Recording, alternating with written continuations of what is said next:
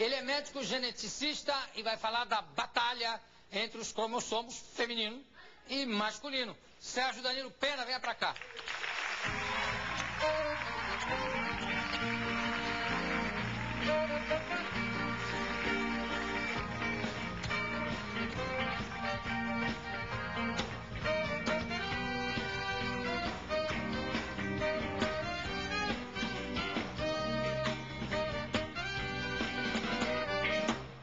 Ô Sérgio, esse debate, enfim, esse assunto voltou à tona por conta de um episódio polêmico. O negócio do reitor lá da Universidade de Harvard. Exatamente. Que disse que as mulheres são menos aptas para as ciências. Como é que fica a mulher do Einstein nessa história toda? Na verdade, foi uma infelicidade muito grande dele de ter falado isso. E principalmente porque ele atribuiu essa diferença que é real, que realmente nas ciências exatas, engenharias, existe um predomínio de estrelas masculinas. Ele atribuiu isso à biologia. O fato, na verdade, é muito mais resultado quase que de uma pressão contra as mulheres para seguirem qualquer carreira ligada às ciências, né? Porque na verdade... Para medicina, até para ser médica, até 1800 e pouco, as mulheres não conseguiam cursar uma faculdade. E hoje em dia formam-se mais mulheres do que homens na faculdade de medicina. E, na verdade, as diferenças entre homens e mulheres, existem diferenças genéticas, diferenças hormonais, óbvias. Graças a Deus. Graças a Deus, exatamente. E também diferenças culturais, que em termos de carreiras, de profissão, na verdade essas diferenças culturais acabam sendo as preponderantes. É verdade. Quer dizer, você não vê uma menina de 3, 4 anos brincando com um joguinho de construção, nem com um pequeno químico. Ela, em geral, está com uma boneca. Então, de uma certa maneira, já existe um direcionamento cultural da mulher para certas profissões e do homem para outras.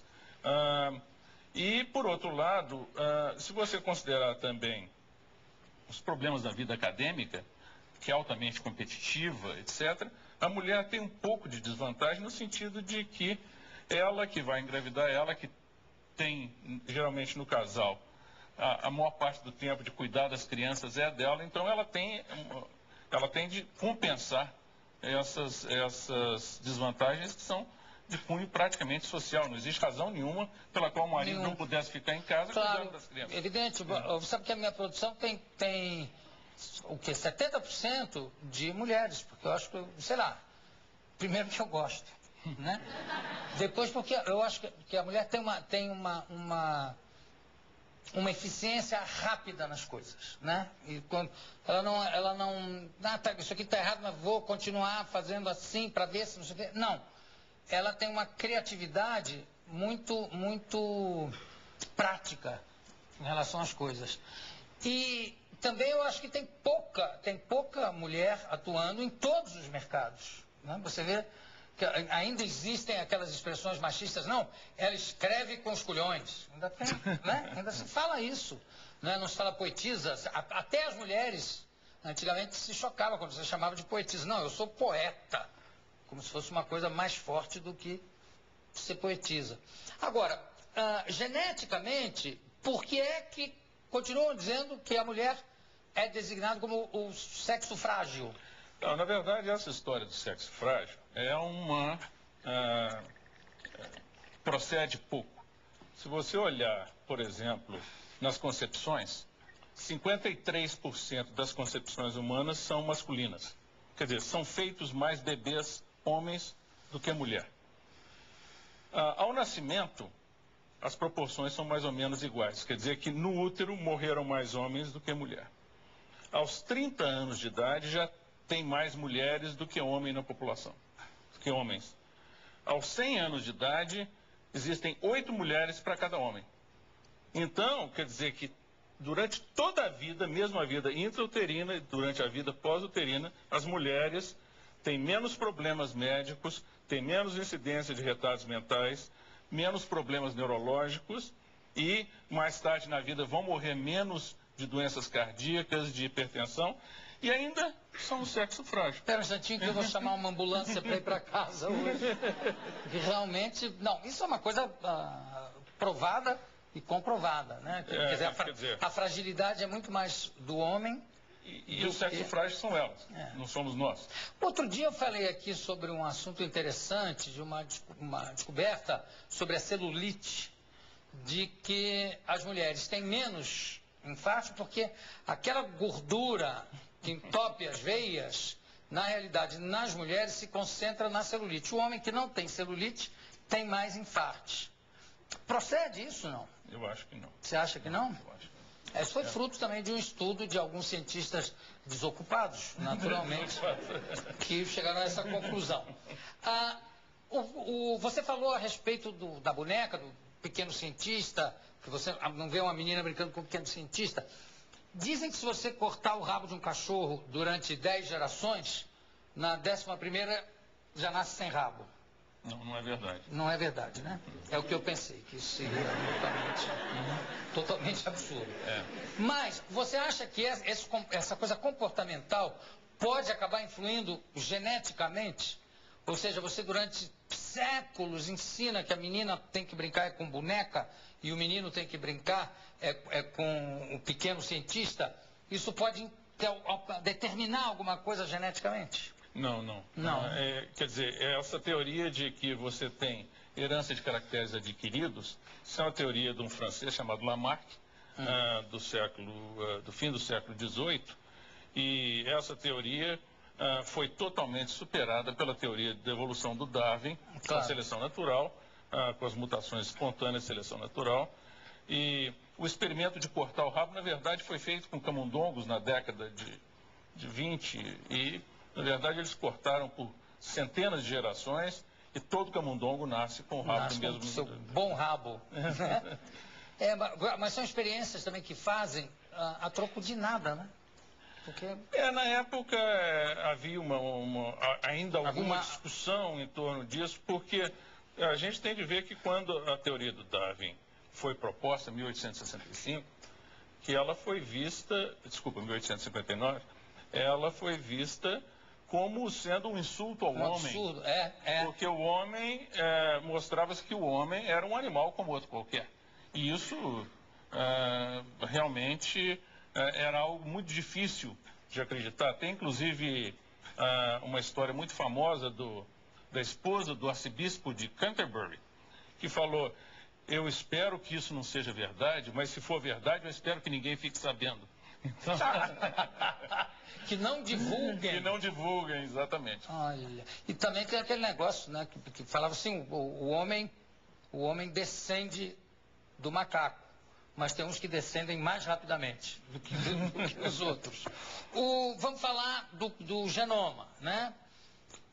Já se chegou ao final de uma etapa do projeto Genoma. A primeira etapa do projeto Genoma Humano, que é a etapa de sequenciamento, né, terminou oficialmente em fevereiro de 2003, há 2 anos. E então nós podemos dizer que efetivamente nós temos a anatomia do genoma humano. Agora, nós estamos mais ou menos no estágio que a medicina estava no século XVI, quando tinha anatomia humana.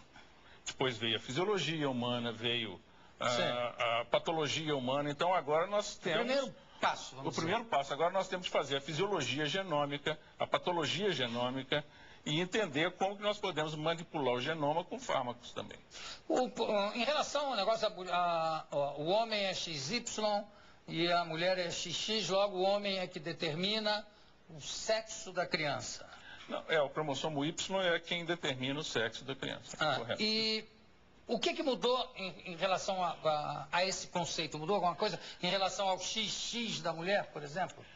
Na verdade, isso foi uma descoberta recente e há mais ou menos um mês que foi completado o sequenciamento e o entendimento do cromossomo X, que a mulher tem em dose dupla, né? E porque o Y, que é o nosso, comparado com o X, é um mini cromossomo. Ele é 4 vezes menor que o X e tem 100 vezes menos genes do que o X. Em outras palavras, o Y é um cromossomo meio atrofiado. Vagabundo. Vagabundo está precisando da receita lá do nosso amigo, para ver se ganha força. Do nosso poeta. Mas então, naturalmente, a mulher, como tem 2x, se o homem tem um só, e isso seria uma situação injusta, a natureza compensou de maneira que a mulher inativa um dos X delas. E achávamos que a inativação do X era em todo o cromossomo. E agora descobrimos que, na verdade, isso não procede, que existem 15% dos genes no X permanecem ativos na mulher. Então, a mulher tem dose dupla e o homem não tem. E mesmo em mulheres, o grau de inativação do X é flutuante. E então, agora está aparecendo essa terceiro nível de diferença entre homens e mulheres, porque existe, como eu disse, o nível social, existe o nível hormonal, porque no feto masculino você tem indução da formação do testículo, o testículo produz testosterona, e a testosterona modifica todo o desenvolvimento embrionário na direção masculina. E agora nós temos uma diferença que, na verdade, é genética a nível cromossômico, de que alguns genes são mais expressos na mulher do que no homem. E que provavelmente demonstram a superioridade das mulheres mais uma vez. Quer dizer, estamos todos fritos, não tem mais jeito. Isso aqui agora está provado e comprovado. E o pior é que, do jeito que as coisas estão indo, em mais ou menos pouco tempo, alguns milhões de anos, nós vamos ser totalmente dispensáveis. É mesmo? Até para o prazer? Bem, aí é outra história. Aí vai depender da habilidade de cada um, evidentemente. Ô Sérgio, o negócio do XX e XY, isso vale, evidentemente, para toda a natureza, né? Para todos os animais. Não? Só de aves para cá. Aves e mamíferos. Sim, não. Eu estava me referindo especificamente a mamíferos. Porque os répteis, interessantemente, quem determina o sexo é a temperatura do ovo na época da incubação. Dependendo se está mais quente ou está mais frio, você pode ter mais mulheres ou mais homens em répteis. Mais fêmeas ou macho? Desculpa, é a temperatura em cima do ovo.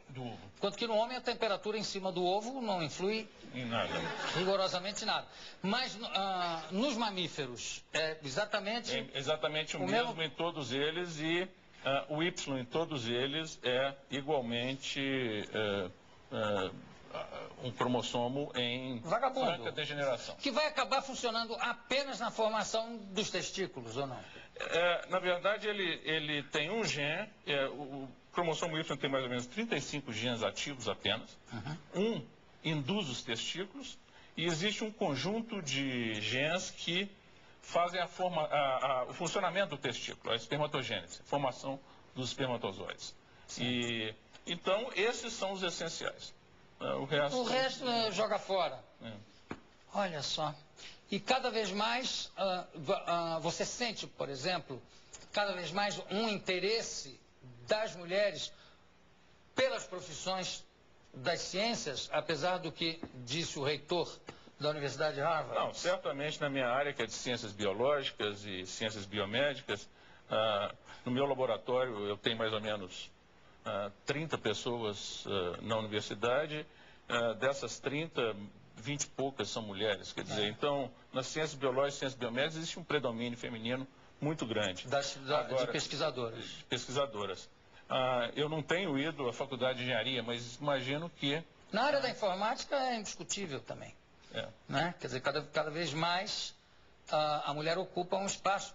Apesar de ainda haver um desequilíbrio brutal entre o salário do homem e o salário da mulher na mesma função. É verdade, exatamente. Não é verdade? Bom, eu conversei aqui com o Dr. Sérgio Danilo Pena, médico geneticista. Bom, então gostaram de tudo hoje, maravilha. Obrigado pela sua presença, daqui a pouco a gente volta.